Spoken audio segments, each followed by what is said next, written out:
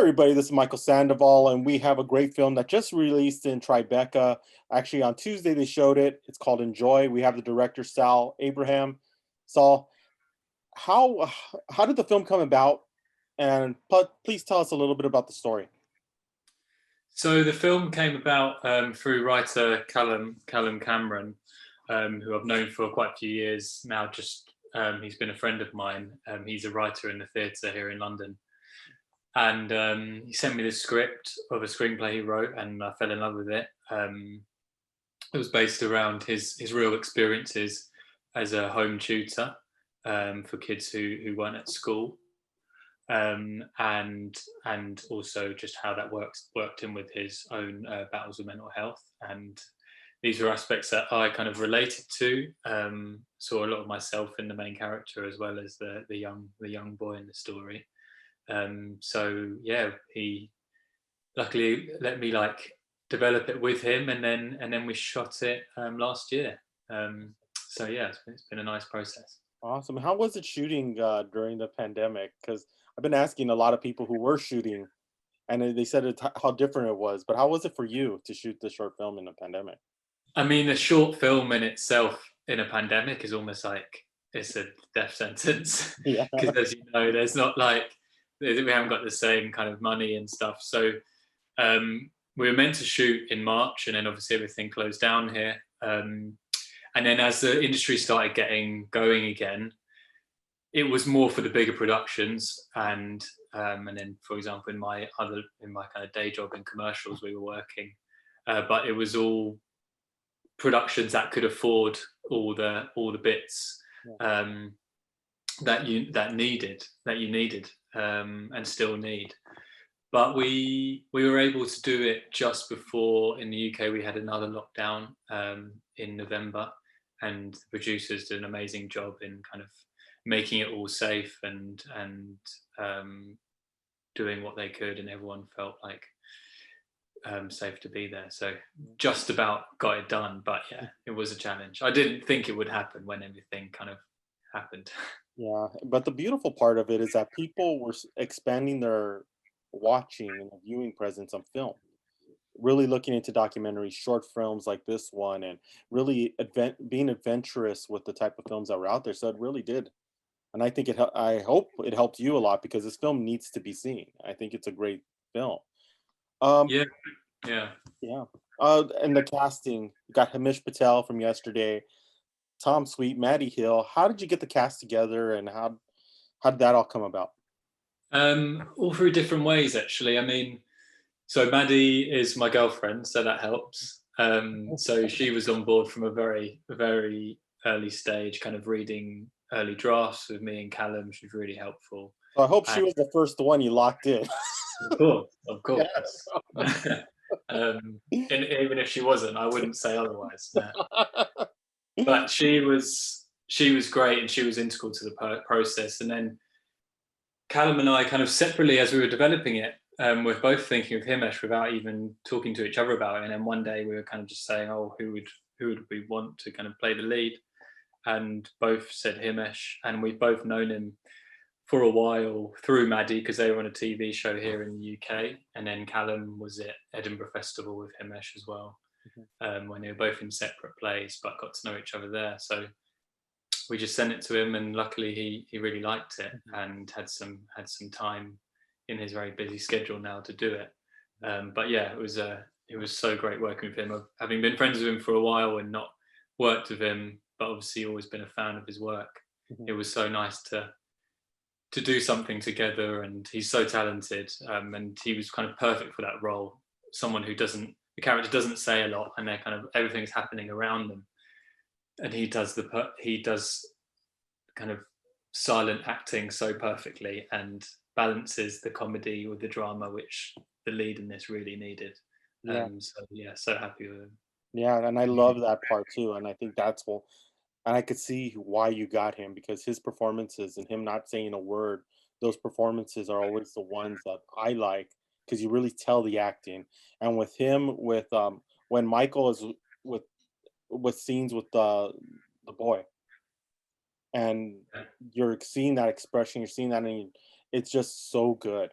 It's so good, especially for like trying to get that relationship with depression and knowing that you're not the only one sometimes really does help. And I love the fact that how you show that and that resonance, and that's what I got out of it and what I see out of it, and that was so good. What is have you heard the reaction from Tribeca, from the people who saw it there, and what they thought? Yeah, it's been a weird one because obviously with the travel restrictions, we haven't been able to go. But Yeah. then it's been a in-person festival. So we've had some people in New York kind of sending us stuff, and then the organisers there have been really, really sweet and sending us bits. And yeah, the kind of response has been good so far. I mean, one amazing thing about being at a festival like that is that it just opens the audience up so much. Hmm. It's more than just kind of your little bubble in London and your family and friends seeing it. Suddenly, people not only in the States and New York, but people around the world are watching films at that festival. So it's been nice to get a few emails from fellow filmmakers from around the world and say they like the film, and that's one of the biggest compliments ever. As someone just not from London, has a completely different upbringing and place in the world, and but there's still something in the film that they relate to and understand. That's yeah, it's just the best feeling ever. Yeah, and and what's next for the film? Where is it going to be seen? What's the next steps on for the film? So we're next going to. We were very luckily selected by Palm Springs, so Awesome. we're going there next. So that's actually next week, and then there's a few other festivals coming up, which we obviously can't say just yet. Yeah. But yeah, it's exciting. I mean, it's really nice that just people are responding to it, and it's being given a life outside of just showing it to my mum, basically.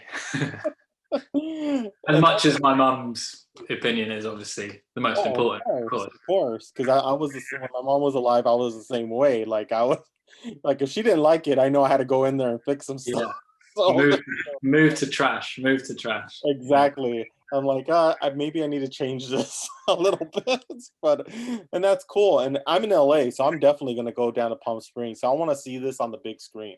I think nice. a big screen, see, it's viewing it on the big screen. I think is gonna really give it a different atmosphere and a different look Yeah, because seeing it off a computer, it really tells a lot and it really comes off. So I can only imagine what it's like to see it on the big screen.